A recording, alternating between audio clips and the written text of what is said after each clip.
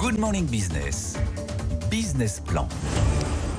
Le gouvernement souhaite généraliser le partage de la valeur en entreprise. Un projet de loi a été présenté vendredi par le gouvernement. Il doit être validé en Conseil des ministres d'ici la fin du mois pour une adoption au Parlement, si tout va bien, d'ici la fin de l'été. On va en parler avec Thibault Langsad, PDG du groupe Lumines, ambassadeur auprès du gouvernement sur le partage de la valeur. Bonjour, merci d'être avec nous.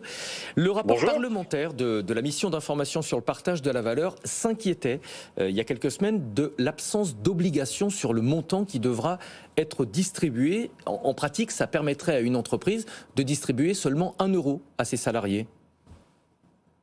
Oui, alors pour le moment, le projet de loi dont j'ai eu connaissance met en place fidèlement l'accord national interprofessionnel signé par les syndicats.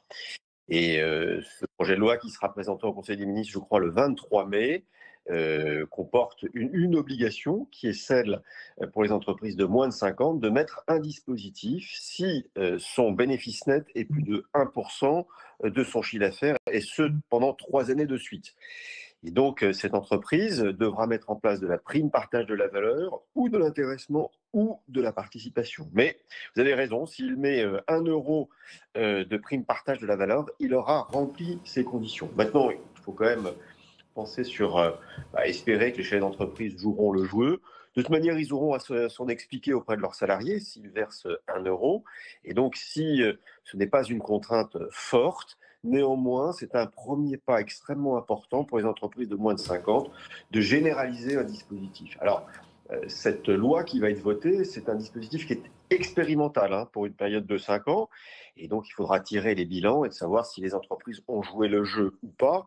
Mais c'est dans l'intérêt du chef d'entreprise de motiver, de fidéliser ses salariés et également dans l'intérêt des salariés de pouvoir voir augmenter son pouvoir d'achat. Vous parliez de la règle concernant les entreprises de 11 à 49 salariés, c'est-à-dire un bénéfice net d'au moins 1% du chiffre d'affaires pendant 3 ans. Ce que dit le rapport parlementaire, c'est que compte tenu de ces critères, finalement, assez peu d'entreprises seront concernées.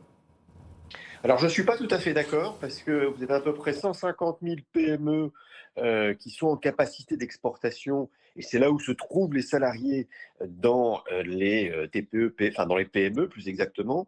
Et donc, 1% du bénéfice net fiscal, c'est assez large. Beaucoup d'entreprises, bien évidemment, et c'est tant mieux, sont rentables. Et donc, je pense que ça devrait ratisser assez large, notamment sur les grosses PME qui étaient exonérées de dispositifs.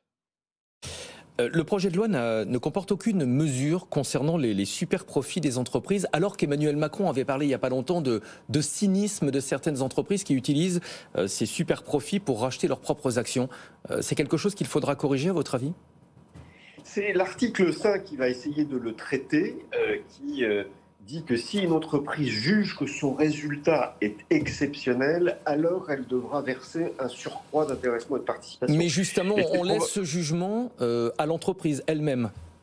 Et oui, vous avez raison, et c'est probablement là où il y aura un débat dans l'hémicycle, car qu'est-ce qui caractérise un résultat exceptionnel ? Est-ce que vous caractérisez un résultat exceptionnel avant l'exercice avec les partenaires sociaux de l'entreprise, ou vous le définissez de façon unilatérale ? Quel est le montant du surcroît que vous allez verser ? Est-ce qu'il est encadré avant ? Est-ce que vous allez le faire de façon unilatérale ? Donc ça pose un certain nombre de problèmes, on va dire, à mon avis, réglementaires. Nous le regardons d'ailleurs au sein de la Caisse nationale des URSSAF, de savoir si, comment on peut mieux sécuriser cet article 5, là, pour pas que ce soit requalifié en salaire soumis à des charges qui sont plus fortes. Et bien évidemment, ça suscitera un grand débat à l'hémicycle. Donc, ce point-là est un vœu pieux, de faire en sorte que quand les résultats sont exceptionnels, alors il doit y avoir une rémunération plus exceptionnelle. Mais il est, je pense, faiblement encadré juridiquement, qui peut laisser la porte ouverte à beaucoup de difficultés. Comment est-ce que cette prime va s'articuler par rapport aux autres mécanismes existants ? Je pense évidemment à la participation au bénéfice ou à l'intéressement. Est-ce que cette prime ne va pas être versée au détriment de ces autres mécanismes ?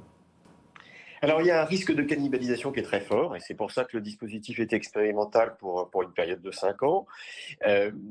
vous savez, une entreprise, elle ne peut pas distribuer plus d'argent qu'elle n'a. Donc, elle devra cohabiter avec ces dispositifs, ajuster avec ces trois piliers, hein, prime, partage de la valeur, intéressement et participation.